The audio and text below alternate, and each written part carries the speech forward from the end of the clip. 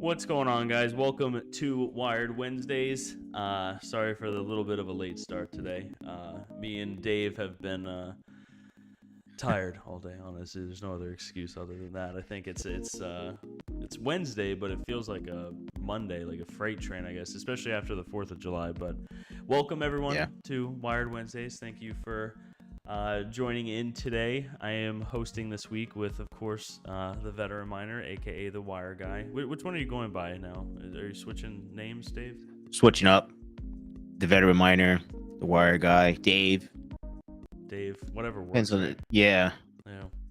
We have 7 days in a week. We could change it up. We got some people there, in the chat, some familiar names. Crypto Craig, what's up, man? The Toxic Miner, Sadie sometimes, Automatic Beats, what's going on? The GOAT, of course, the Geek of All Trades, what's up, man? We got DJ Mines, what's going on, man? Thanks for stopping by. Bacon, Eggs, and Hash, Blue Dragon Mining. Oh, you guys are talking about birthdays. Yeah, GOAT's birthday is tomorrow. Happy early birthday. And Blue Dragon Mining's birthday is today, actually, so... happy birthday to Blue Dragon Mining. Patrick Guillen, what's going on? Dumpster Fire, always love to see that here. Mike, raise your volume. My volume? Yeah. See, it wouldn't be a normal... I think it's because I'm, like... Let me know if that's just better. I always try to, like, talk to it like this, but I think you have to talk to it like this. I don't know. Hash Rico, what's up? Retro Mike, what's going on, man? Hilo... and some other people. What's going on, everyone? Proof of Work, blockchain mining, yo, what's going on? Well, yeah, like I said, me and Dave were actually, me and Dave probably had about 6 phone calls today, I think. All of them usually end with me abruptly being like, I'll call you back in a second, Dave. Call you back. Yeah, so. Hour or two later. Yeah. Call you back. It works. But, like but the yeah, mug. Dave, what's been going on with you? I guess we'll start with you and everything you've been doing the last week. You got your new place. Yeah, so we transitioned from the warehouse to now the new facility is called the shop. So that's what we're going with right now. So it's easy to really back and forth. So all done with the moving from the warehouse to the shop, and everything is situated that I can get work done now. So I can get all the work done, but there's just a lot of product that needs to be put away still. But I still can, everything that I do right now without like developing something new or whatever the case may be, I can get done. So it is good to go. Second TL Mining was saying, how's the new machine? Second TL, the new machine is awesome. It's just so easy to use. And it's just like there's more things that I can do with the new machine as well. So I'm going to be using that to my advantage, like especially like to certain sizes that it could do all different types of sizes at like it just cuts and strips it at certain sizes. It's going to be really good. So, but moves done. I just need to get I'm not completely situated, but enough that basically it's fully functional. And on to like the next projects. That's what I've been working on. It's been working on a lot of just multiple projects at the same time. So okay. Well, I'm sorry. I was just trying to read a comment here. Is my voice still kind of low? I'm gonna make it so I'm just gonna manually do this. Let me know if this is too loud. It's I think that like this StreamYard. Okay, I'm just gonna make sure. I'll just put like a note in there because it like tries to automatically adjust it. So I think when I'm like first start talking, it kind of is like low, and then if I'm like talking for a while, it'll be good. But then I don't know. Long story short, still figuring out the streaming thing. So we both are, Mike. But that's good that you got moved, Dave. Now you said that it's it's a lot of stuff for that space, right? Yeah. So the space is. I would say the square footage difference would be probably about 250 square feet difference. Okay. So it makes a big it's a big deal, I guess, in a way that since I have so much product, so much, just it has to get allocated in the right spot to make sure I could use the space efficiently. That's Yeah. all. But we're up and running. We've been up and running since day one, just even through the transition. I was still making wires and stuff like that. But we're good now. So Yeah. Nice. video's gonna come now soon because now that everything's like situated. So now I could do some videos and stuff like that. Yeah. Yeah, it's good. It's always like the moving phases that are like just so time consuming, you know? It's like just the physical part of it, you know, getting everything set up, and then it's you set it up one way and then you realize like I don't know why I did this, and then you have to switch it to a completely different thing. So but yeah, all right, so you're completely out of that old warehouse, right? Yeah, completely out. Okay. I had to be out before the first. Well, by the first, but I just I wanted to make sure that I was out so I didn't have to worry about anything. Everything was cleaned up, and the transition would have been was seamless because I was able to get into this place a little earlier than I anticipated, and that worked out perfect. Nice. Hilo Crypto has a question here. A reminder: I worked at an automotive manufacturing plant that used Comax wire cutter and crimpers. Do you have something similar? Well, I have the Comax wire cutter and stripper machine. I use a different press and a different applicator for the crimps.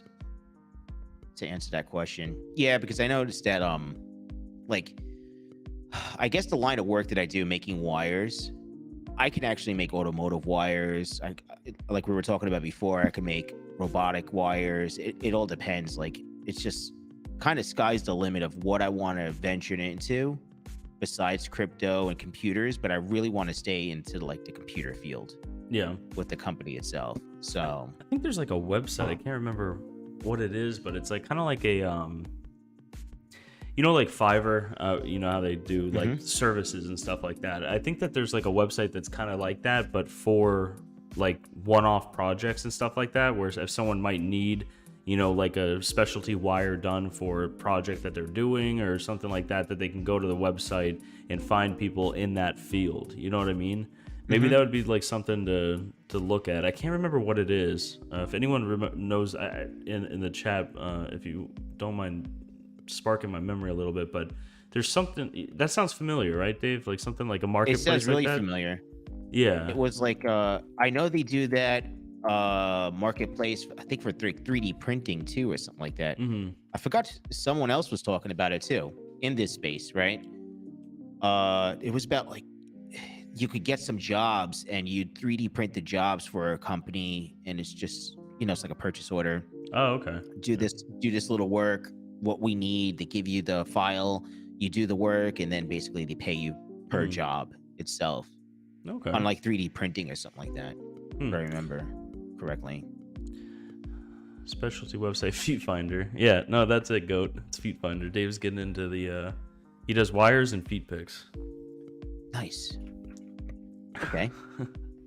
I can't remember what it was. I'll remember it soon, Dave, and I'll randomly call you one of those times, and it'll pop into my head.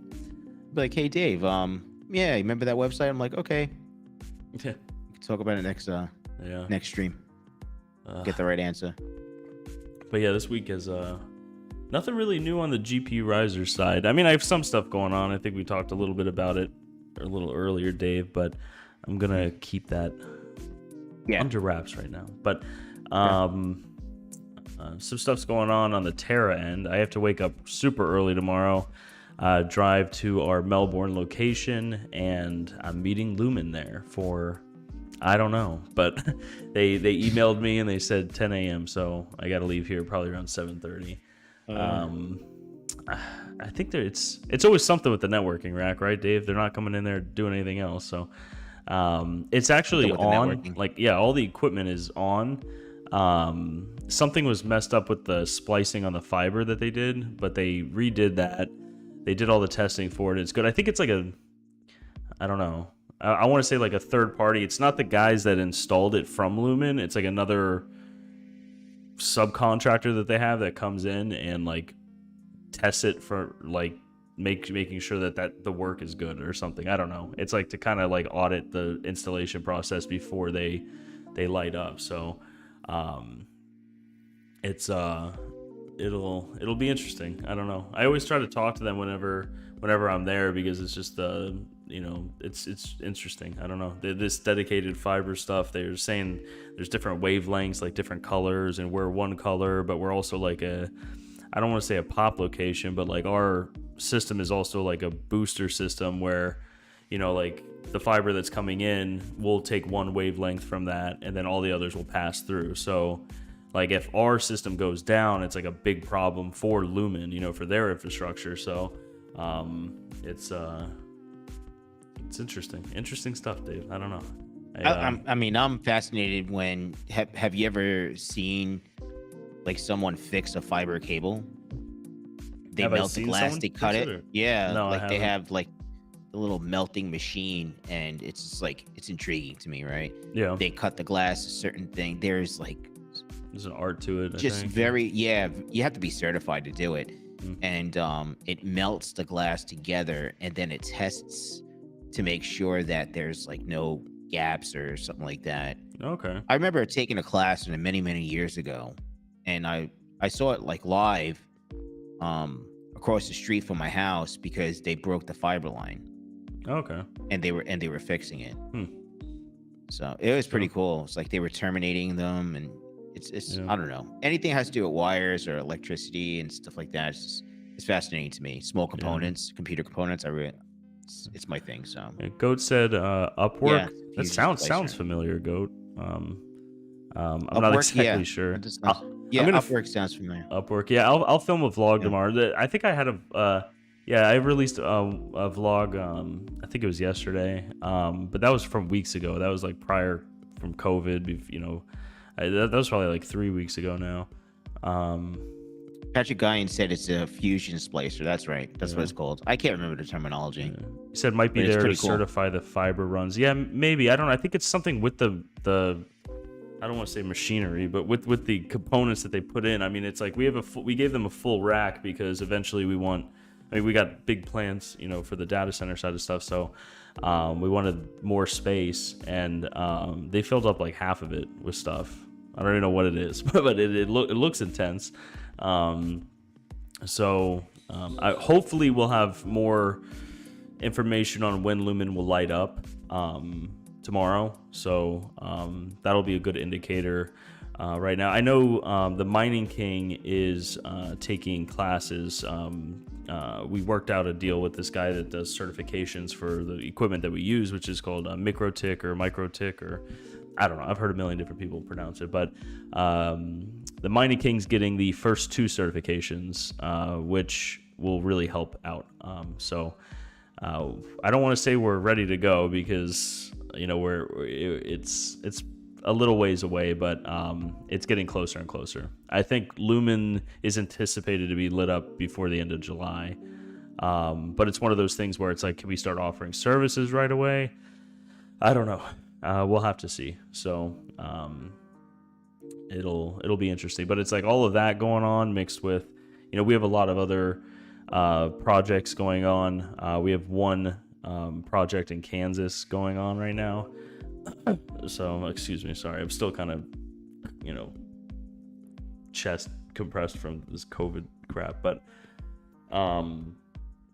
yeah, so we're working on the Kansas stuff. That is tedious, I think, is a good way to put it. Whenever you're, we don't colo anything really. We make sure we have like contracts and everything, and we want to really get to know, the area and everything like that. So doing something, I mean, obviously none of us live in Kansas, right? But for anything that we don't want to, co-locate all this equipment into a facility that's not going to be a Terra facility. So we're working out a lease basically, but it's different, Dave. This hosting side of stuff is just it's a different thing. So there's a lot involved.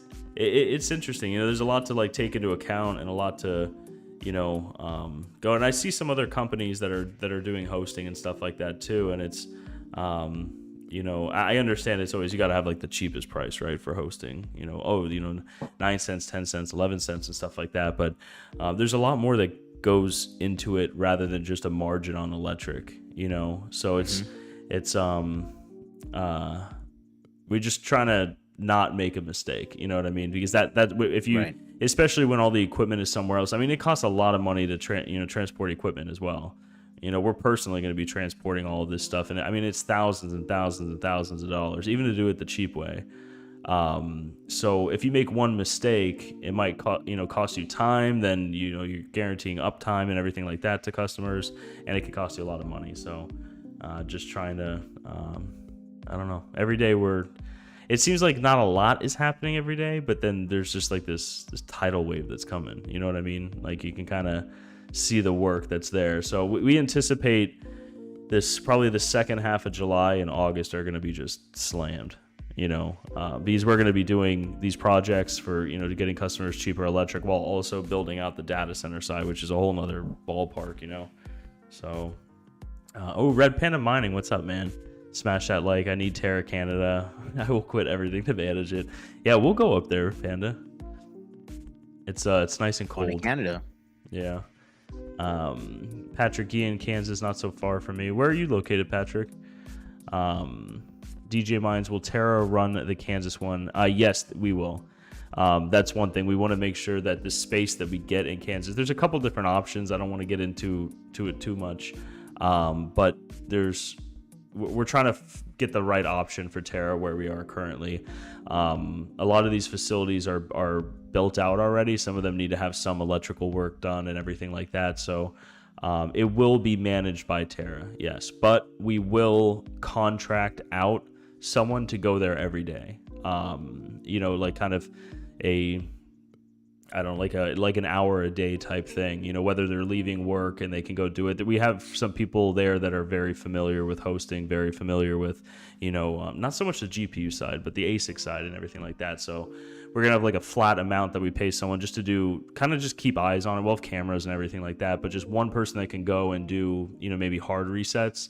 And in the beginning, we are going to have either me, Mining King, Hawk, or Blue Dragon Mining. We plan to, one of us to be there at least every 10 to 14 days. I know it's a lot of travel, but we'll kind of have to gauge it. ASIC miners, you can kind of plop them up and they can run forever, right? I mean, I know the hash board issues and stuff like that, but with GPU miners, it's more tedious. And we're trying to figure out how we're going to, we can't have everyone just ship equipment to Kansas and then it just sit there and then we go there and set it all up. So we think we're still going to be using the Melbourne data center as like I want to say like my brain is working slow today, so bear with me, guys. But it's kind of like a place where, we could get everything together, whether you're renting an R8 or if you buy one or Octominers or whatever it is, we can get everything ready. We can get it mining. We can get the overclocks on and everything like that. And then we'll give the customer a date and say, hey, this date, we're moving it to Kansas. And we'll have, just say, 20 to 40, probably around more closer to 40 total rigs that we would then transport and do like one transport then. So then a client's only down for about 24 hours. But kind of have it set up at Mel. We're still trying to figure that end out. It's all like a logistical thing, right? We're trying to get it figured out. But yes, the facility will be ran by GPURisers. It's not a co-location or anything like that. We're gonna have an actual lease, but the leases on these places are very interesting compared to other commercial real estate. So it's been a process, that's for sure. That's a lot. Yeah, it's a lot you guys are doing. Yeah. It's just a short period of time too, So, yeah.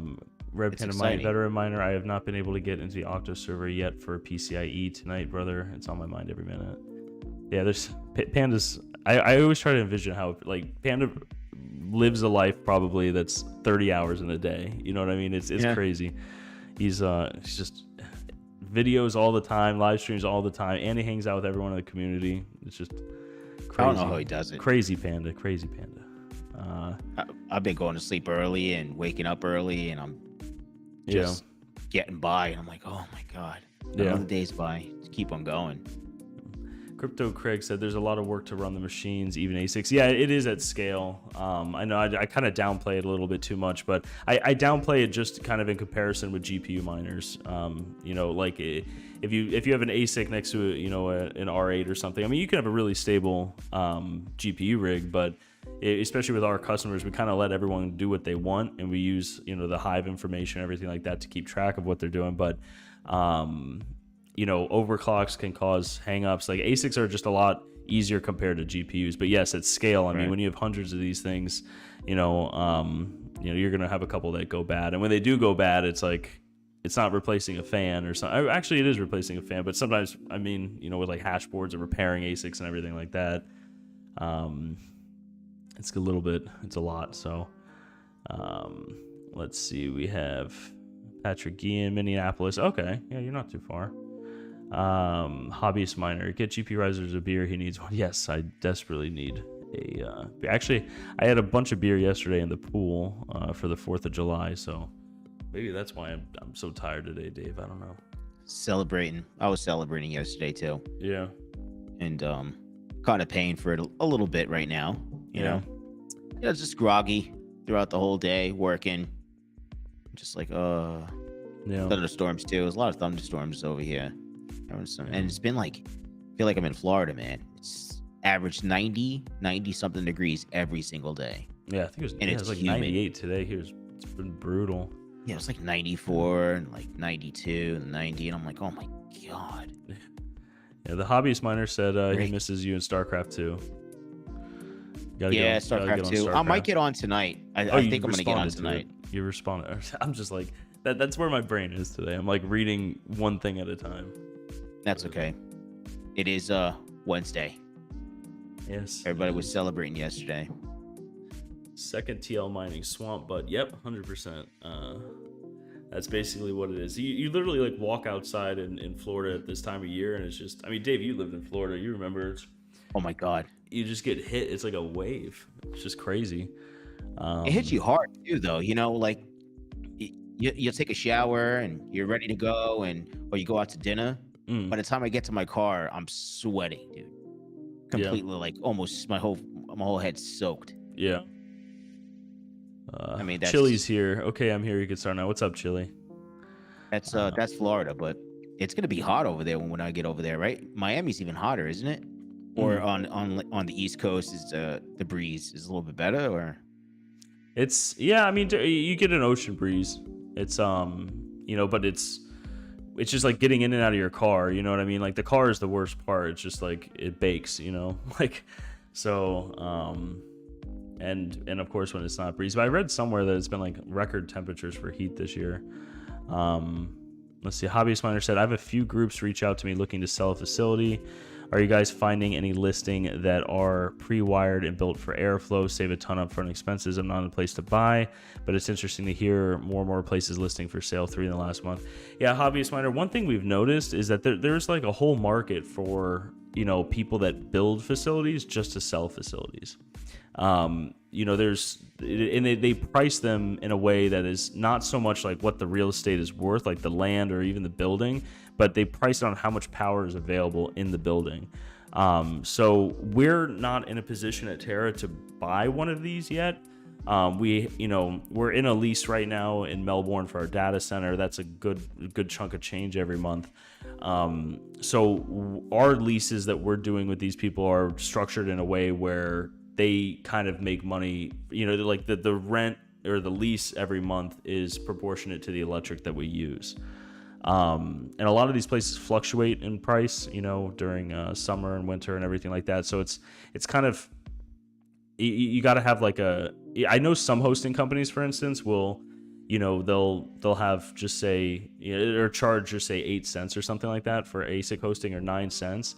There's some months where they're not even breaking even with that. And they kind of like just average out the whole year, but it's like, it's kind of risky if you do that, because if your business is having some problems in those months where it's that expensive and you're paying more on electric than what you're charging people to host, it could be bad. So there's just a lot of different things that we're doing on that end, but but yeah, I noticed that these there's a lot of facilities that are going for sale. I mean, people are wanting to sell hosting facilities. The biggest issue I think is really like, where is the hosting facility? You know what I mean? Like we've seen some that are like, it's great opportunity. Wow, this price is perfect, but it's in the middle of nowhere. And if you don't have people on the ground that can do it, then it doesn't make any sense. You have to have someone there at the facility. You know what I mean? So even for Terra, like I said earlier, with looking in Kansas and everything, we're going to have to pay someone like an independent contractor just to go there, every day and kind of just, look around,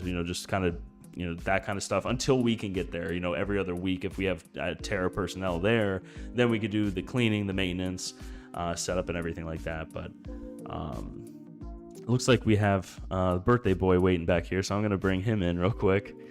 What's going on, Blue Dragon Mining? Hey, happy birthday.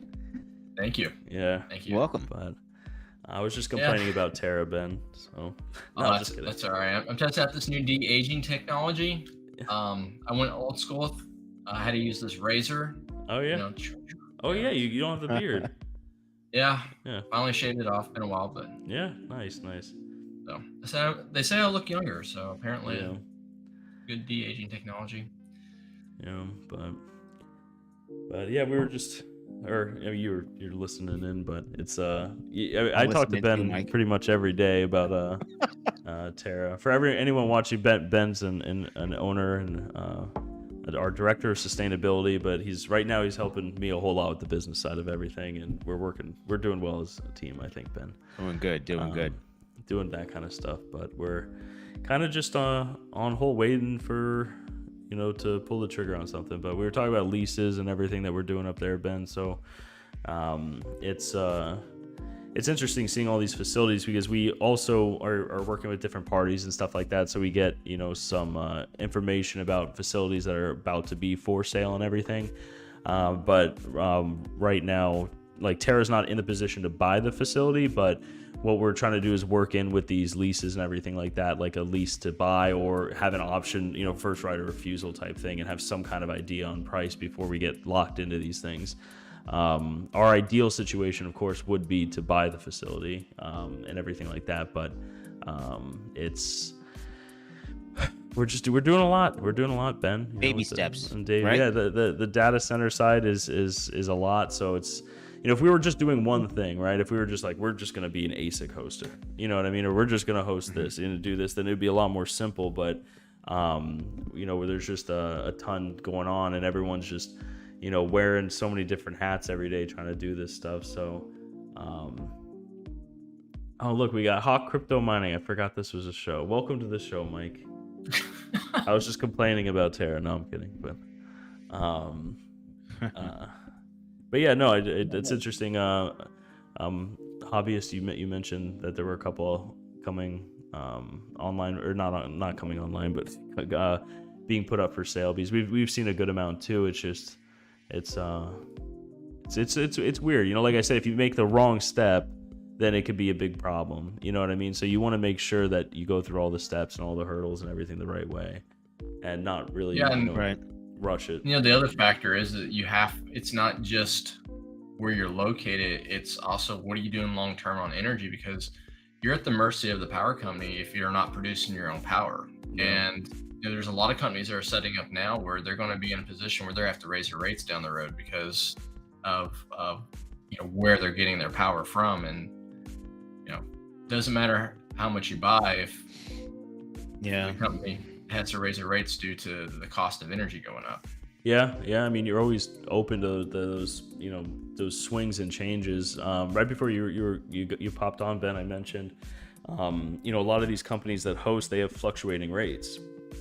So, half the year they might have an amazing rate, you know what I mean? And then the other half of the year they might not, and they average it out. And then, because you could change your customers' rates, throughout the year and stuff like that. But that would kind of be, I don't want to say a nightmare, but I mean, every customer is going to be like, why is this bill this? You know what I mean? So you kind of have to have a streamlined price, and some months can be better than other months, but I feel like a lot of these hosting companies are razor thin on a lot of these margins. And there's going to be some months where, it might be they're probably going to have to come out of pocket and God forbid they raise the rates, like you said, not having that little bit of margin there for the fluctuations could be a big problem. Yeah, and it's there's multiple factors. I mean, there are some companies out there that are in a really good position. They've got a power source that is extremely cheap, and they've worked that out.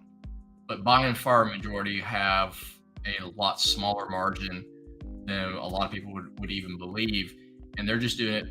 The bulk of their income comes because they have quantity versus the quality of their rate. So they're making it on having megawatts to gigawatts of power versus having a good margin with just a few megawatts. Yeah. So it's I don't know, it's been a lot, but I think we're getting close. So we're getting close to something. Just again wanting to make sure it's the right thing. Yeah. I want to rush. And of course, I got the closest drive at 10.5 hours. Yeah, exactly. Wow. And then for us to get there, I mean, you got to fly into, it's at least 2 flights. There's no nonstop flights or anything like that. So it is a bear to get out there. But like I said, the people that we're working with there, they're kind of professionals with this stuff. So we wouldn't need to be boots on the ground, I guess. Terra personnel there, we would be able to get, like I said earlier, like an independent contractor to kind of just check things every day, and they would be knowledgeable enough because they know what we're doing, they know the company, they know who we are before we even met these groups of people and stuff like that. They knew who we were. So it's crazy. Let's see. Crypto Craig said, my power could swing more than 1/4 cent for no reason each month. Just power company being, it's crazy. It's nuts. DJ Mine's 10.5. Wow. Yeah, it's a long trip for. You're gonna. I guess at 10 hours, it's like right at that point where it's like, should I drive or should I fly? Well, there's not a good option for me on flying out to flying in somewhere, and I'm looking at it, I'm like, it might as well just drive it. Yeah. It's get up early, be there at the end of the day, sleep off the trip, and then morning, have into it. So. Yeah. Let's see. Second TL mining GPURisers, man, locations seem to be niche. How do you even go about finding spots? It's a bear. It's literally reaching out to every anyone and everyone. You know what I mean? It's and through that you kind of just learn about different groups of people that are doing things and everything like that, and it's people that want to work with you, and everything like that. So we found a couple people, but this one in Kansas seems the most promising currently. So we think it's like a good balance of price for our customers, because again, the way that the lease is going to work, you have to build in the price. when you're charging a customer a kilowatt rate, you got to build in your overhead. So we do. I don't want to say any numbers, but I think we'll be very competitive there. We'll be able to offer the same quality and service and everything like that, but at a larger scale than what we're limited to in Melbourne. Like, we're not just limited to power in Melbourne. We could get some more power, but it's 98 degrees outside. You know what I mean? So it's how much air conditioning are you going to throw at these things?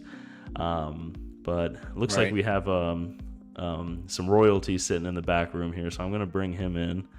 I'm surprised to see him up. Look at that, the king of Terra Hosting. I just walked in the door and I made me a coffee because I was tired. There was traffic. There was traffic on the way home going through Phoenix. So, it was a long ride today. Yeah, like 3 hours and like 15 minutes. Jeez. So. Oh wow.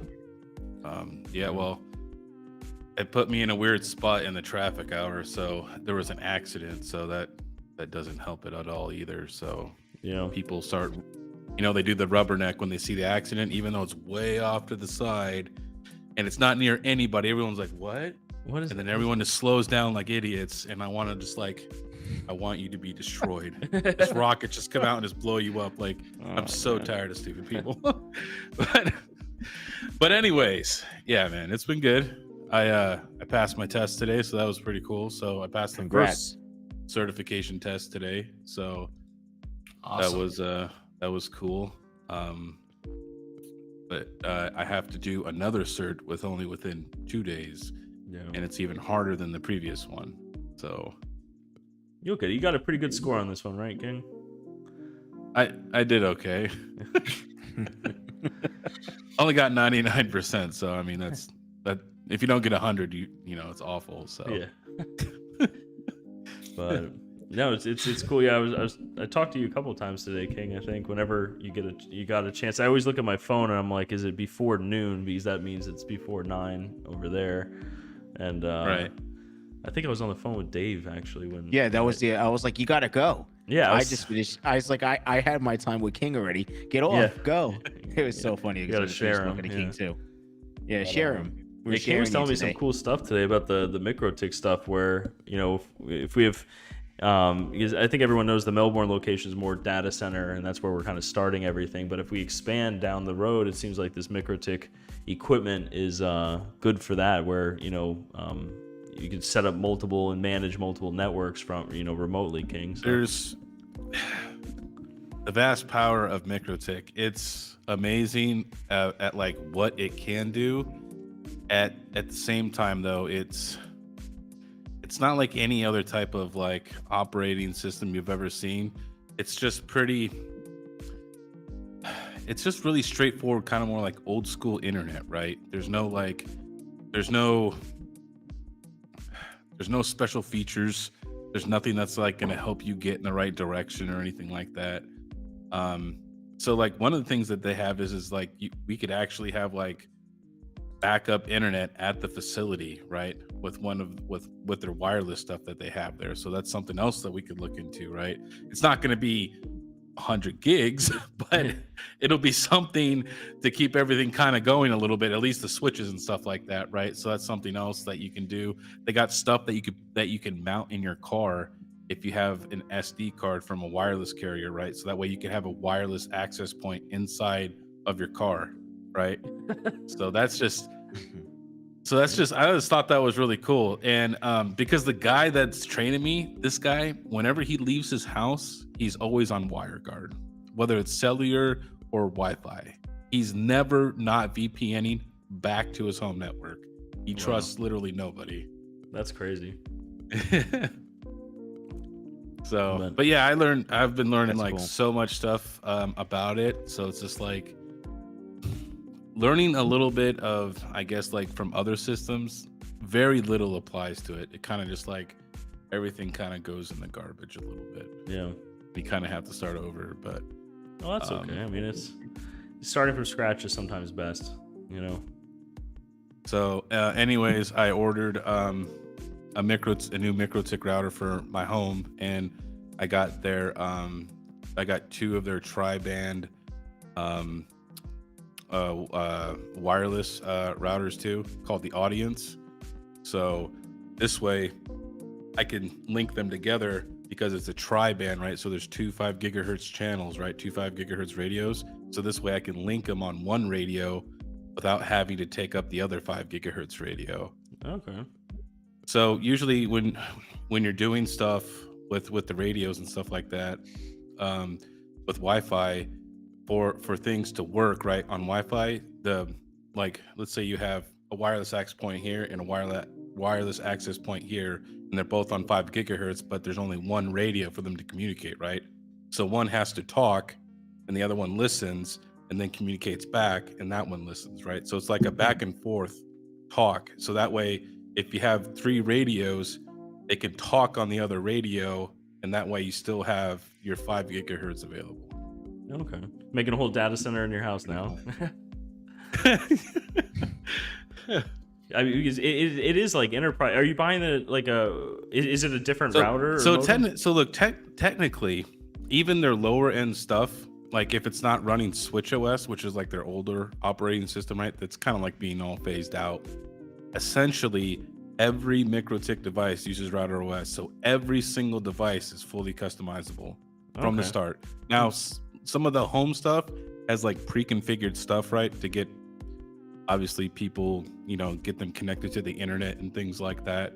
So there is home ones that have like a dummy, default configuration, which I've seen it, and there's not a lot in it, and the firewall rules are pretty sucky. So I mean, I wouldn't run it. So Yeah.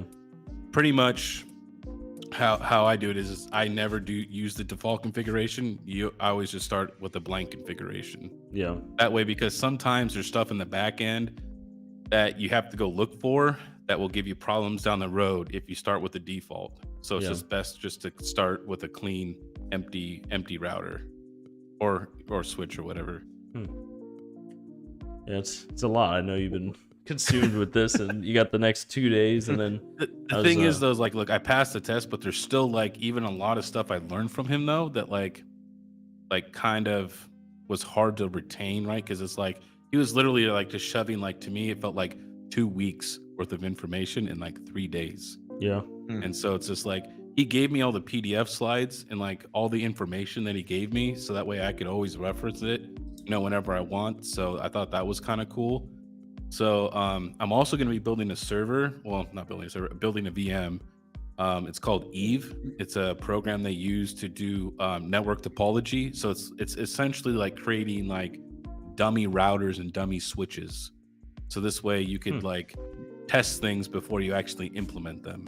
Oh, kind of making sure it works, before. Right. It's like a fake network essentially. You know what I mean? So you could you have all the little symbols all over the map. So you're like, okay, this router over here, you can click on it and like go into Winbox, program that one, and then you can see, your configuration and like ping across to the other router to see if you're like getting a connection or not. Huh.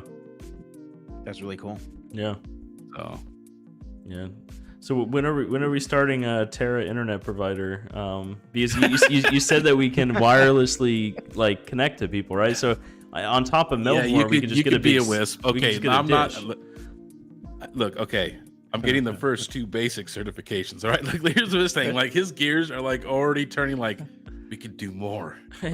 He's just like, how much more can I make King work here? That's just what he's thinking right now.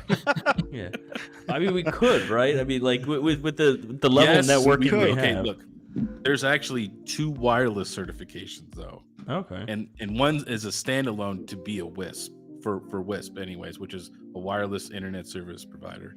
So because Mikrotik has like, that's actually like one of their specialties that they do is they're really big into wireless. So it's like a whole nother section. So there's, I think 8 or 10 certifications altogether collectively.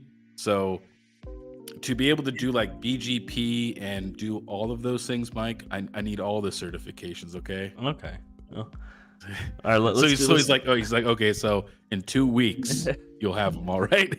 You just keep jamming them out every 2 or 3 days. Just tell me where to position the satellite. Didn't distribute it how they want. No, a lot of it's like point to point and stuff like that. Okay. So they would have to put something on like probably their house. You know what I mean? Like high up, because it depends on how far away you are. Like, so I know very little about the wireless. So we barely touched it like that. So I know that for every 1 mile you have to go up 8 inches because due to the earth not being flat, right? It's called earth bulge. So as well as the further away you get, right, from in like how far each of the points are from each other, the wavelength itself will actually get taller, right? So there's a math equation. I would have to go reference the slide again, but when you get really far away, like miles, like 10, 20 miles away, your wavelength could be the width of like 50 to like 100 feet. Oh, wow. So if there's anything in the wave, right, if there's like a tree or something like that, or I don't know, like a building or something, you got to account for that, because if 40% or more of it gets obstructed, you won't receive a connection at the other end. I guess that's why they have all those cell towers, right, that are so high that nothing can really obstruct. So the guy actually does put some stuff on cell towers, yes. Oh, okay. You can lease space from there too. So you can get like, yeah, you can get, so I think he gets some of his own internet from the people that are actually on the cell tower, right? And then he can put his own equipment up there and then position it, for like people that are he does a lot of stuff in like Southern California, like people that are like super remote, like in the middle of nowhere. Oh, interesting. And it was like it's really cool too, because like he gets like a lot of emails and stuff like that and texts, and it's mostly just that's his cellular little router he has, sending out messages to him, letting him know like, hey, this switch went down or something like that, right? And then he could text back a particular text that will run a script, like if he wants to reboot the switch and not like actually go into the win box, like go into the switch on the computer. Let's say he's, I don't know, at the grocery store, right, or whatever. He could type in his command, like when he says, like, let's say he texts back hello, right? That's the script command to reboot that switch, and it will automatically reboot itself. Oh, sounds like a real easy setup. There is so much. Like, so the hardest one for me on the test though was the wireless stuff, because we went over that like yesterday morning when I was just like super tired. Yeah. But it was cool because it's like an open book test, so this way you can test configurations on your little dummy router that you get. You know what I mean? You can like see like if they ask you a question on the test, you could actually see if it's actually true, right? You know what I mean? So you could actually configure the router and see if it's true, and if it's not, you're like, okay, this is a false question, right? Mm-hmm. So yeah, real easy stuff, right, King? Yeah, I'm just so happy you're doing. It seems like you're enjoying it though too, which is really cool. You know? Okay, so like I'm enjoying it like at this time of the day, but when I wake up at 5, I'm really grumpy and pissed off, and I'm like, I fucking hate this drive. This is awful. Yeah, it's like a 3-hour drive each way. I'm like, God, fuck, man, I hate this crap, dude. I'm like, shit. But like, I mean, a couple weeks from now, you'll look back and be like, wow, that was, I don't know, because you're interested in networking and everything. So I mean, like, it's it's right up your alley. I feel, when you're interested in a subject, it's easier to learn it. You know what I mean, and retain it. It's learning about MikroTik and stuff like that. Yeah, man, it's been pretty eye-opening. You know what I mean? The guy owns 3 or 4 businesses that's all just revolved around MikroTik. Oh, it's crazy. So, and he's younger than me. He's 35 and I'm 38. So he plans on retiring when he's 42. So, wow. So he's definitely making some good moves. So yeah, I'll have to eventually, maybe if I could pass that really difficult cert, that some engineers can never even pass, I could become a trainer, and then I could train you, Mike. Yeah. Oh yeah. I mean, you got the 5 gigabit fiber at the place, man. Let's take advantage of that, dude. Yeah. No, it's I'll saturate that one day. It'll be saturated. As long as I use 2.5 out of it, I think I'll be happy. I don't know. We'll see where this AI stuff, proof of use will work. All this stuff that's coming around the corner. I mean, you need good internet for that, right? I mean, yeah. Oh, so actually, like a little bit of a leak of information. I am trying to work with the Flux team right now about doing a interview with their devs about like the current stuff about all the ports and things like that, and like network security. It's going to be recorded and stuff like that. I still have to get with them, so that's like in the future, probably like next week or maybe the week after that. So that'd be sick. Yeah. Nice. Because they're looking to release all this stuff like fairly soon, right? I've been seeing updates come out like crazy with the nodes. So the guy I'm working with right now, and I told him like kind of about like Flux nodes and UPnP. He's like, why do they use UPnP? That shit is dog shit. Yeah. Nobody uses that. It's fucking garbage. He's like, what are they thinking? Yeah. I don't know. It'll be interesting to see. I think did they have the big update with the nodes already? Like there was gonna. So they've already updated, but I don't think it's like being implemented. I think I heard like July 7th. Or something like that. Because half my nodes look like they're having issues. I don't know what it is. But... I thought it was the 7th, but I mean, dude, I've been lost in MikroTik, so maybe it was sometime this week. I don't know. So yeah, I haven't really done anything. I just recorded myself like when I'm half asleep, and I put a video out. So Day 3, the mining king. Well, you should get like a GoPro thing and just film yourself a little bit too close to your face, like I do in the car. Wouldn't you love to do a GoPro video? I had a GoPro and I gave it away. That thing pissed me off so bad. Yeah. I had a GoPro. I don't remember. Was it a 10? I don't know. Anyways, dude, the thing would overheat when I would shoot 4K. Like instantly. It was like, oh really? Thermal throttle. I hate life. And so you could do 1080 and stuff like that, but it's just like the GoPro is super limited as far as like being a webcam. It was really hard to make it a webcam, right? Oh yeah.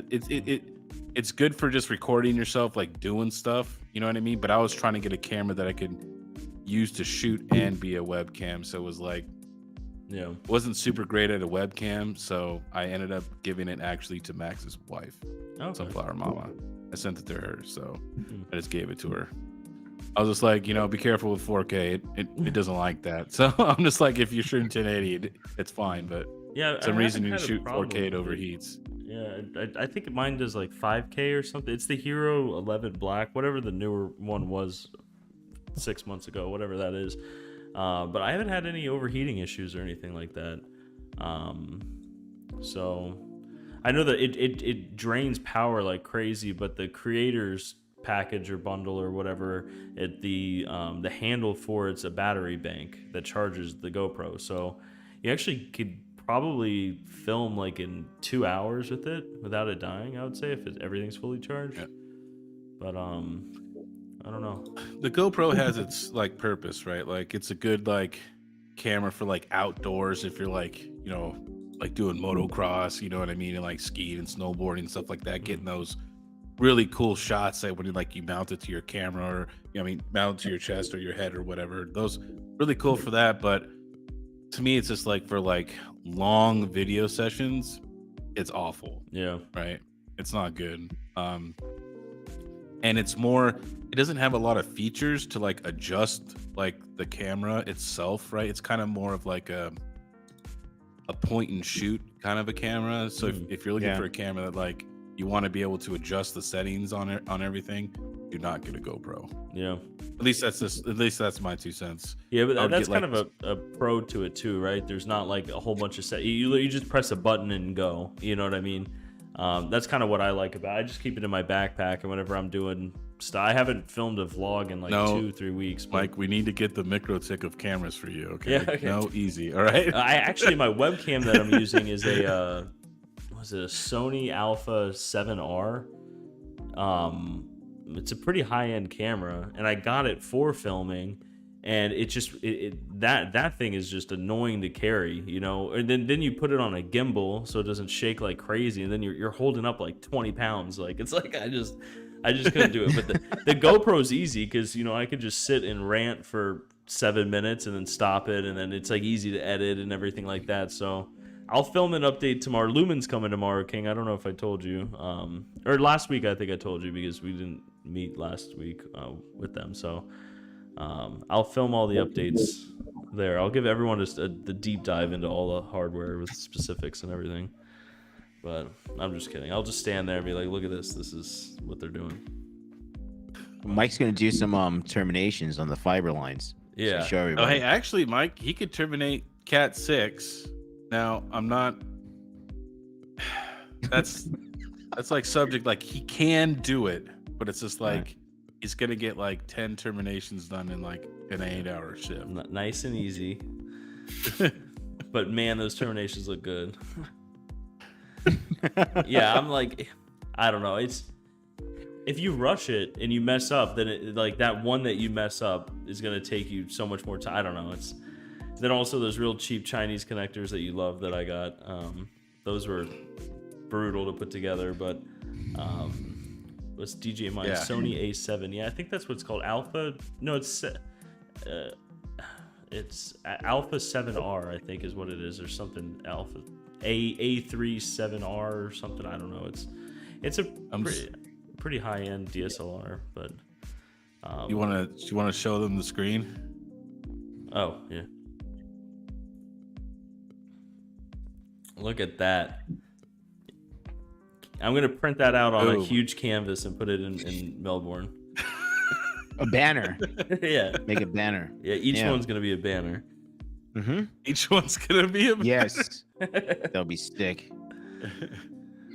No, that's good though. Having this in house, I mean, I think is great. You know what I mean? And you doing it, King, and you like it. You know, I know you don't like waking up, but I know that you love like the networking side of stuff. So, Retro Mike, I'm a owner of Terra, so if you go to the Terra webpage, my full name is there. So I'm not doxed in any way. But yeah. Thanks. I'm not one of those super secret YouTuber people. Oh, you can't know my name. Shh. Yeah. Or you can't see your face. Right. Yeah. DJ Mine said, or Geek of All Trades A7R MK3. Yeah, it's that DJ Mine's $3,000 camera. I think it was close to that. I think it was like $3,000 when I bought it, which is nuts. I just I bought it because I wanted to do like my own product photos and everything, and I did do all the product photos. I mean, you obviously don't need a $3,000 camera to do it, but it was right when I was getting into YouTube. I was like, I'm going to make a YouTube channel. It was probably about $3,000 camera. Huh? $3,000. Yeah, now it just sits above my screen and just look. It's. I was thinking of getting rid of it because I really don't use it. Sony A6000, open box from Best Buy. Yeah, $300. Yeah, no, I think I'm gonna do it because it also like the way this room is, like right behind me is a window and it's facing east. So in the mornings, it's like this camera just bakes in the sun. I know I'm not. I should probably take it down, but then it's gonna move, and it's like I don't know. But I have the Sony ZV-1. I'm really happy with it. So wait, hold on. So I can like send all my 3D printed designs over to you, and then you can get some really nice crisps, photo shots for me. Yeah, I got the light boxes and everything. See, But, look, boom. Yeah, what's nice about it that I noticed is like, the one thing iPhones don't have, maybe they have it, I don't know. But whenever I take like a raw photo with this camera, when you upload it to Photoshop, it like has a whole different like menu for it where you change the saturation, the hue, and like everything. And when you're changing it, it's not like you're just adding more colors or brightening the image. It actually like it doesn't look artificial. You know what I mean? It's almost as if the camera's taken like I'm not a photographer by any means or videographer, but it's these files are massive for a reason, right? So when you change all these settings on it, it doesn't make it look like it's changed. It just pulls that part of it. I don't know. I'm butchering the way I'm saying this. So you're saying that if you took a picture with your iPhone and put it to Photoshop, you can't do that? Is that what you're saying? You might be able to, but it would look kind of like I've never tried, but I don't know. I don't know. I know it never worked with when I tried using my iPhone or other cameras and stuff like that. I think it was something specific for the image file that was on this, but definitely can do a whole lot with it. But I probably honestly am going to get rid of it. It's definitely overkill for what I do now. And when I film, if you look back on my YouTube channel, like way back when, building rigs and everything, Ethereum rigs, I did use it. I did utilize the camera a lot. But it's now any video I do is going to be vlog based for the most part, unless I am going to do more business videos and tax videos and law videos and stuff like that. But in all honesty, like I could just do it with the GoPro. Like I know that it's a better camera, but it's like you got to set it up. You got to, I don't know. The GoPro for me is just so easy. It's like you just press a button and look into it and just start talking. You know what I mean? Like I don't know. I don't need the whole production. At my warehouse, actually, I have like these huge lights, like these big photo lights that I would set up in my warehouse and, have it pointed at rigs. And it was like almost like a set that you would have to set up. And after about a year, I was like, this is ridiculous. You know what I mean? Like, yeah, the soft boxes. I actually have 2 of those in my garage, and like I don't even use them anymore. I know they honestly just take up a lot of space, and they're really annoying to move around. Yeah. Now they're in my garage, and they just sit in there now. Yeah. So, question: who here on this panel ordered a new Optiminer server? Anybody? Who ordered one? I want to say not yet. Oh, the King got one. The King got one. And I used Flux to pay for it. Okay, that's awesome. Did you get the Flux edition? Yes. Nice. Okay. Oh, nice. Okay. That was the last part of it. I was gonna. Well, that's cool. When are they estimated to come? I think the end of the month. Yeah, I think they're estimated to do the end of the month. So Okay. Yeah, I still might get one. I'm looking at it, but it was the one thing I mentioned to you, King, before. It's like I'm just worried about the 3.0 PCIe being oversaturated. You know what I mean, with 4000 series cards and like what's to come after that. You know what I mean? But I guess. But the thing is, though, is you're not gonna be able to put 104090s in there. Well, what if you unless you use the 4090s from Octominer, then you can get 10. The blowers, yeah. But I would love to see that video because I really want to see the temperatures on those things. And like 10 of them all crammed in a case. 7, but maybe it'll be great. watts. Didn't Red Panda order the 4090 from Octominer for his server that he got? I don't know. I'm out of the game right now. I'm in Microtik world. Yeah. I thought I remember watching one of his streams and he said he'd order in the 4090s. Or maybe I'm wrong, but Yeah. that's what I thought I remember him saying. Yeah, I kind of want to get one and use like 12 gig cards or something. I think that's what we spoke about. So I was hoping like 3070s or 3060 Ti's or something would be good, but I think the 8 gigs of VRAM is what you said is like limiting on it. But yeah, I'm just thinking about the speeds on the 3.0, but who knows, maybe I'm overthinking it, you know what I mean? Yeah, I'm looking at like the 3060 12 gigs and then A2000s and A4000s. Okay, nice. And the reason for the A4000s, I want to get them into these units behind me, but they've only got their workstations, so they only have the one card slot or one PCIe slot. So the only card that's going to work in there is going to be the A4000s. Okay. Yeah, how much do A4000s go for now? On About eBay, you get 700. around 600, give or take. Oh, used? Yeah. Yeah. Well, yeah, it depends if you're buying them used or new. They're still pretty pricey, man. But Yeah. and also they 600. they Aren't run those hot, little like too. hot boxes? Those A4000s. Yeah, they run pretty warm too. So Yeah. but a lot of the workstation, well, it's going to vary depending upon your workstation. But at least I know the Dell ones that I got, which I think Blue Dragon got a Dell as well. Mhm. At least my Dells came with some Delta fans. You know what I mean? So this way, dude, they really ramp up. Like I just go into the BIOS and I force it to 100%. So I don't even let it like auto detect it. I'm just like full blast. 100%. So it's pretty much like a tiny Octominer case, essentially. You know what I mean? With a couple of cards in, like 2 or 3 cards. So Yeah. it's kind of the cool thing about the workstation PCs because they know that having the Xeons and like workstation GPUs, typically like data center GPUs, run really hot and they need lots of air to flow over them to get them cooled off. It'll be interesting. I think they're priced really well. I was surprised to see how well they were priced, especially for what you get and everything like that. So it'll definitely streamline the whole setup. Unless you said like 4090s and stuff, I think 4090s will be a little overkill for any server case. You get them directly from Octominer, man. Just get 10. Yeah. Fill up the whole thing, Mike. Come on. Yeah. It's your dream. Yeah, it'll be a It's your nice and dream. cold rig. Yeah. But For the price of one 4090, you could pick up 3.5 A4000s. Yeah. I don't Or know. what you could do, Mike, to make it even cooler, this would be totally custom. Be the first like full like AI rendering like server that's all water cooled. Just have You have to nothing but cool it water with a blocks and pool. everything. Yeah. I don't know how you cool 7,000 watts like that. That close. Can you imagine how hot those heat blocks would be? Yeah, you would need quite a Water few. blocks. I was thinking you probably need at least like 3 pumps. Yeah. You're gonna need a radiator, like a car radiator size. A truck radiator. Yeah, you're gonna need. Yeah. Yeah. Big Well, I ass mean, fan it's with kind a of like motor ASIC running at on that point, right? The immersion cooling, I guess. Jeez. for Right, no, you ASIC. got a pool.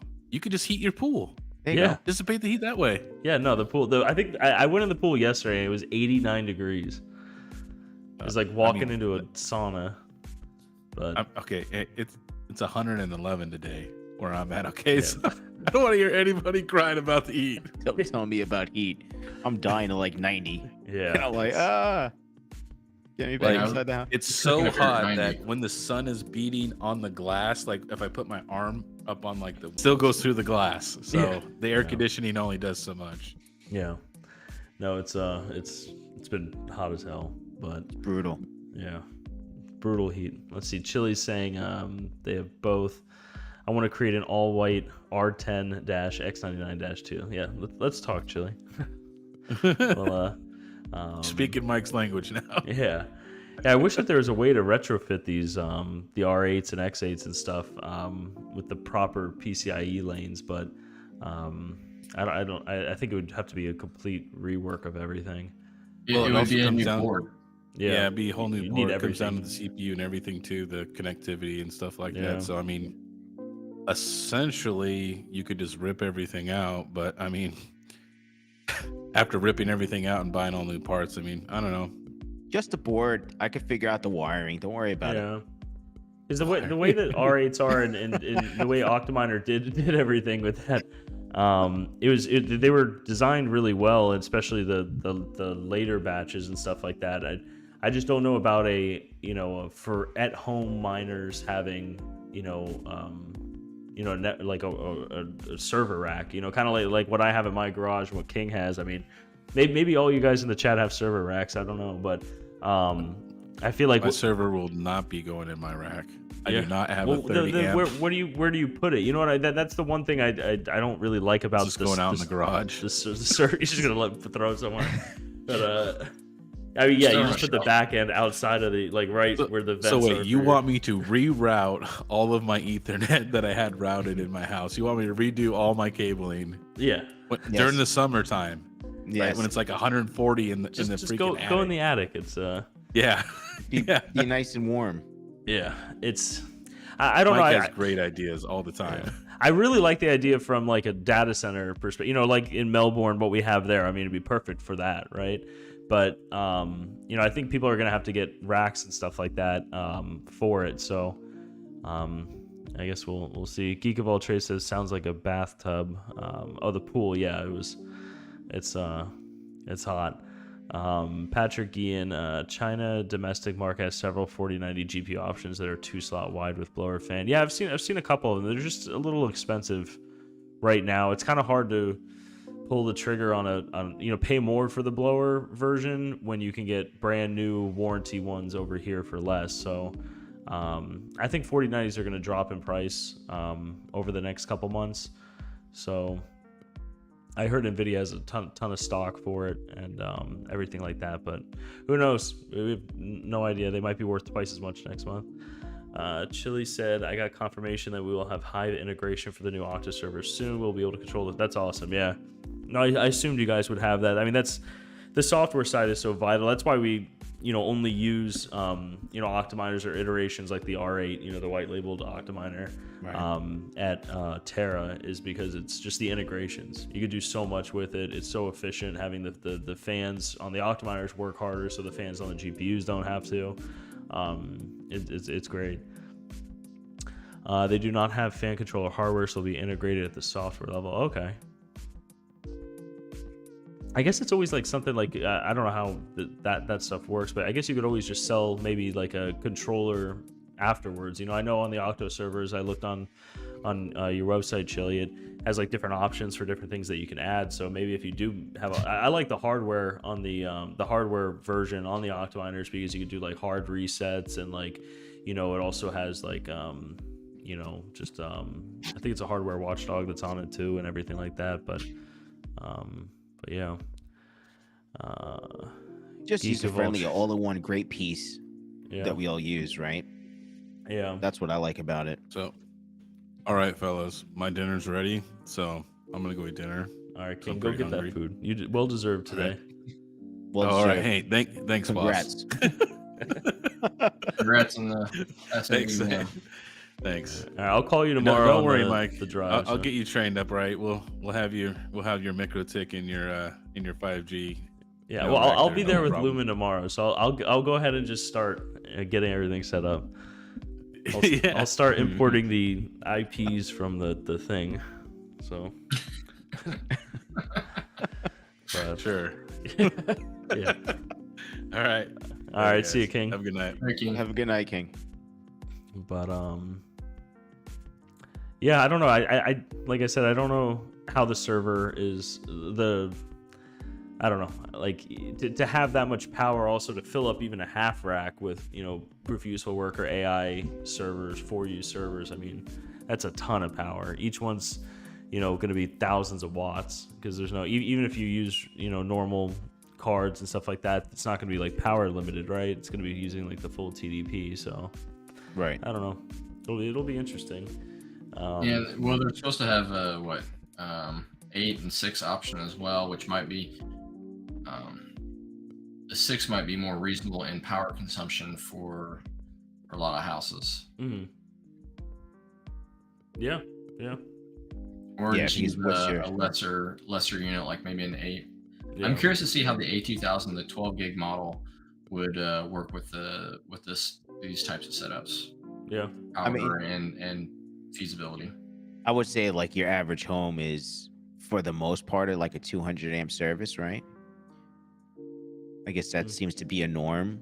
So then you have to do the math, and how much would you have, you know, available if you're not using a stove or all this other stuff too. So, I mean, yeah. If you're doing it at your house, you know. yeah, we're saying at the home itself, right? Then you need your up and down speed and all this other stuff, and you basically need fiber, I guess, from our last conversation that we had, right? Mm. And cooling. But yeah, Cooling, yeah. equipment, and then cooling and airflow, just like I guess mining, but it's just going to be a little bit more aggressive when it comes to the cooling down.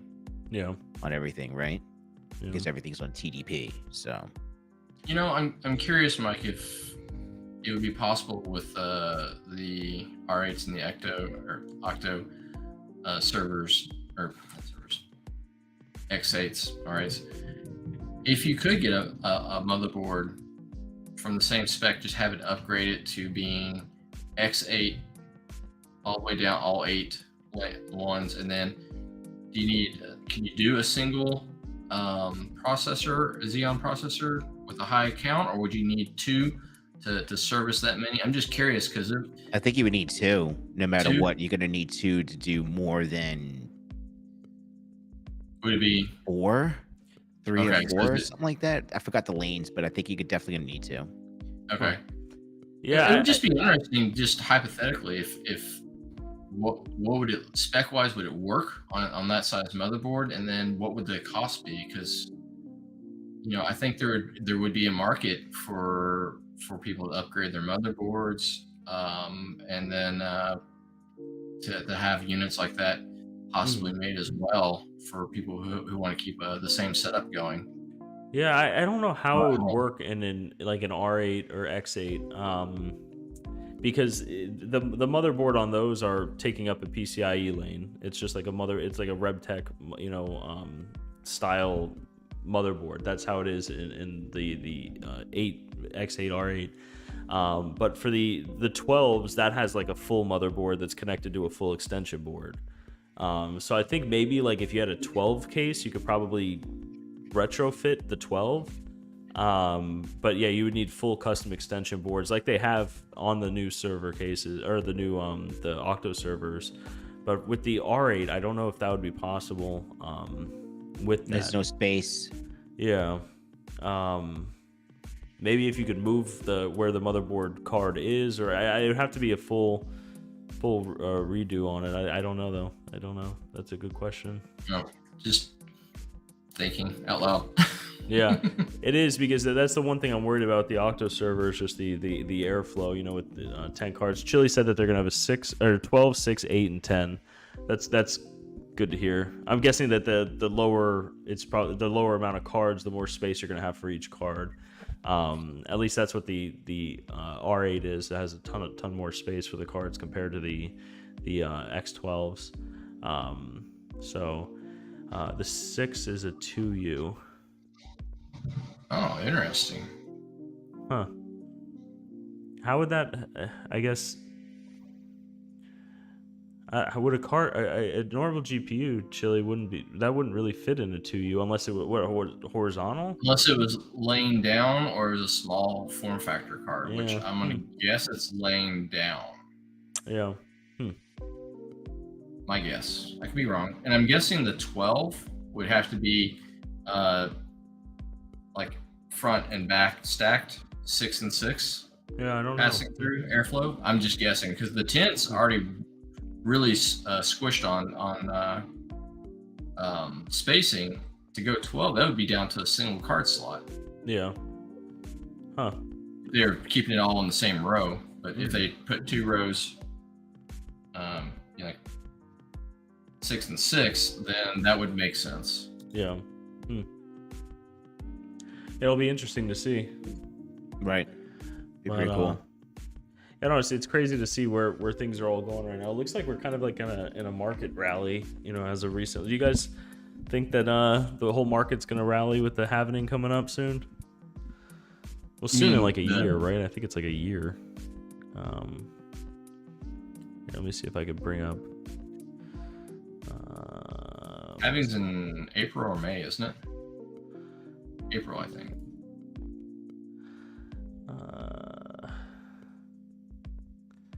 Let's see. I had it up here. Bitcoin is going to be April 27th. Well, estimated to be there.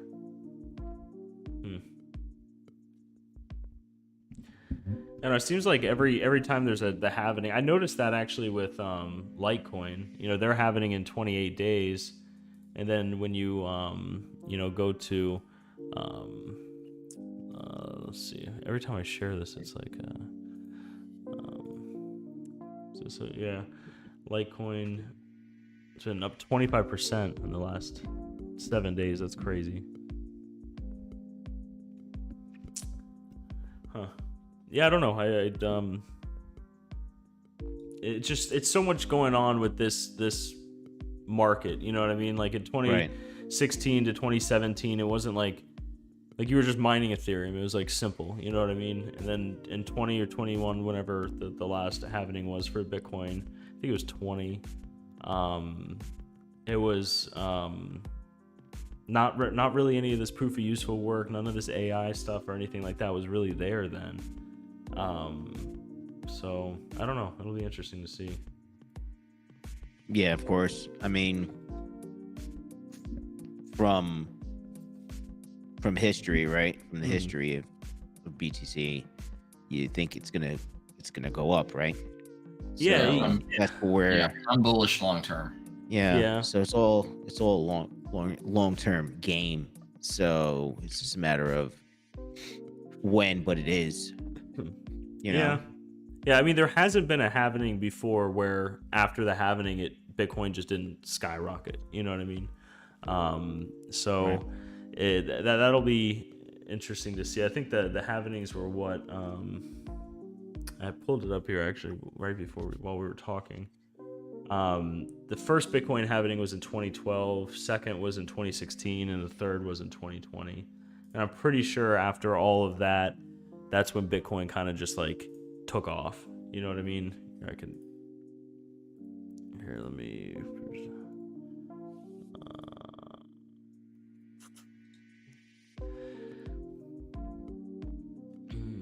Where is it? Bitcoin.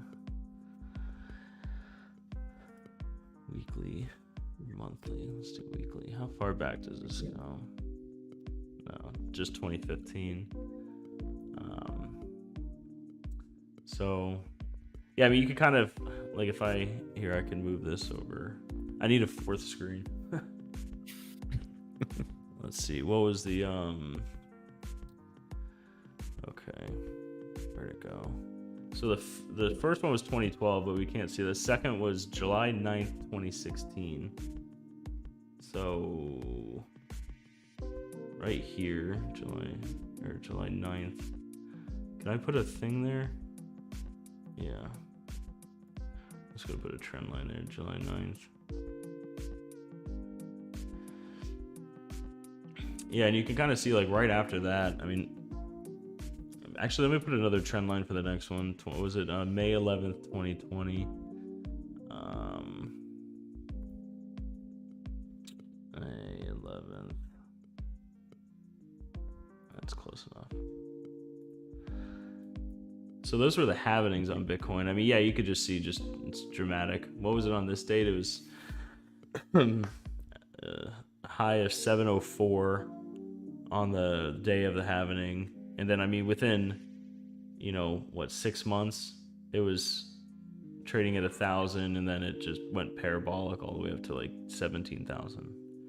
And the same thing happened with the last one.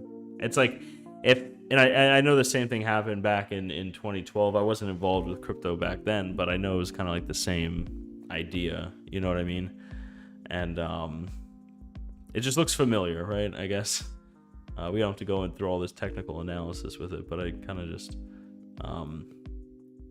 wanted to outline it. I don't know. I also have a conspiracy. I know everyone's dying to hear my conspiracy theories. What do you got to say? What's your conspiracy theory, Mike? Well, I'm saying that there's so many companies that are involved with like ASIC manufacturing and stuff like that, especially with Bitcoin, where they have to make sure that they're selling miners, right? Like the miners that are profitable and everything like that. So I think that there's probably players out there that will artificially increase the price of it, because there's no governing body that's saying, hey, you can't manipulate the price of Bitcoin, you know what I mean? Because it's like a worldwide currency. So I think that also has something to do with it as well. Because like overnight, all the miners are like half as profitable, right? Assuming that the price is the same and the network hash rate's the same and everything like that. So I don't know, little tinfoil hat theory there for you guys. But halvening. I would have it. I know it's a halving, but the halvening is like, it's like an event. The halving. Yeah, I'm just hoping I can get everything as much in place before the halvening happens, before the next bull run. That's my only fear, is not getting everything ready and in place. Yeah. Yeah, the halvening is the event name. That is correct. Mining King, Magic China Machines. That's what I call them.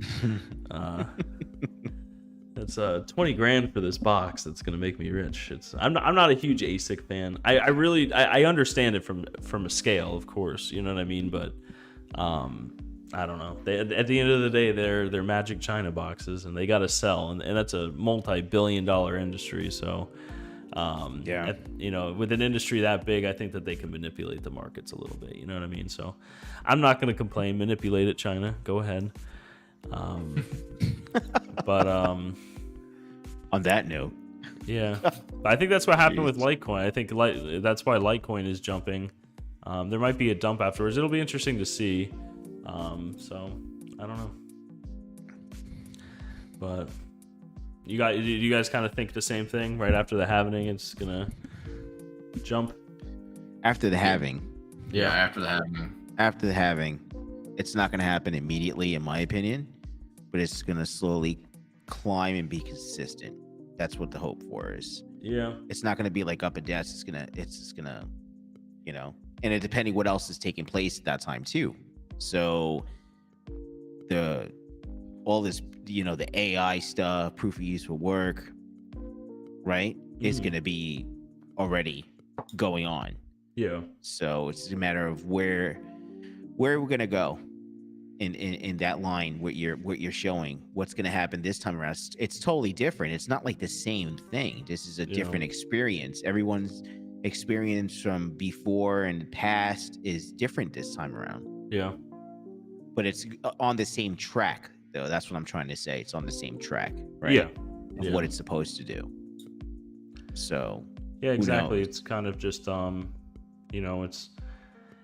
would be an anomaly if it didn't jump in price. You know what I mean? Because every single time it has.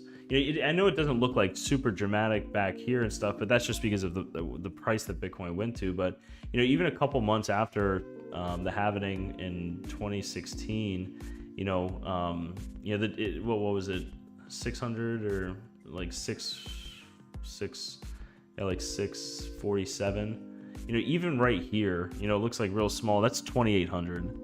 You know what I mean? So like it doesn't look like a big climb right there, but that's like multiples. Just that small little thing, and then of course it goes crazy. Right. But then, then what, it went from around 10,000 to 70,000 the other time. So I mean, these are like multiples, like hundreds of percent increase, pretty rapid not pretty rapid, but within about 4 or 5 months after all of this. So I don't know, it'll be interesting. I'm excited to see it. Time will tell. Yep. Yeah, it will. But I think that's everything for Wired Wednesdays. I'm kind of exhausted today, but I appreciate you stopping by, Ben, and of course, anytime. The co-host for today's show. I get to be the co-host next week, so I'm excited for that. I was excited today. yeah, I know. It's always like that was funny. The phone call. Who's it's getting doing it better. this week? I mean, besides the audio and stuff like that, it's always my mic. Right. I think that has problems, but I think that's You get yourself a Shure mic, Mike. Yeah, no, I mean, I got the Yeti one here. I have that one there, and it was fine. I don't know why I switched over. I don't know. It's just one of those things. Kind of like this mic is kind of like what you did when you got your. Well, it's not that expensive, but like having that camera, that you just need something that works, basically. Yeah. Yeah, I've got this is Yeti mic. Yeah. I have the same exact one, but I think I'm gonna bring that to the shop. The one that Mike has, that's the one I was using. So now, I'll utilize the other one at the shop. So I do some live streams, something like that over there. So it'll be pretty good. Yeah, it'll be fun. You think next week you're gonna do a live stream there, or are you gonna? I guess probably do it at your house if you're hosting it. If I'm hosting it, yeah, because I only have like one screen. I actually took one of my screens down over here to work over there. So it's like killing me. So I might just bring it back. Yeah. I don't know. We'll see. But all right. Well, I think that's gonna be great. Yeah, everything for Wired Wednesdays. Thanks everyone for stopping by. I appreciate it. I know everyone appreciates it, and I'll get more tinfoil hat theories for you guys next week, and everything like that. But I'm gonna go get some sleep. I gotta be up early. I'll have a vlog for tomorrow, which I'll try to get out sooner than later to give you guys updates on the Lumen stuff and everything like that. But I think that's gonna be everything. You guys have anything else to add before we say bye, Dave or Ben? No, I should be dropping a new video on my channel tomorrow. That's about it. Nice. You put a video up? Yeah, I started recording again and dropping videos. So nice. Well, I mean, basically, I just know that it's on my Discord, it's on Twitter, it's all social media. I'm having a discount code going around for the month of July, and every purchase, here's a shameless plug. Anyway, I'm going to put it in anyway, Mike. So every purchase, I'm throwing this SATA cable.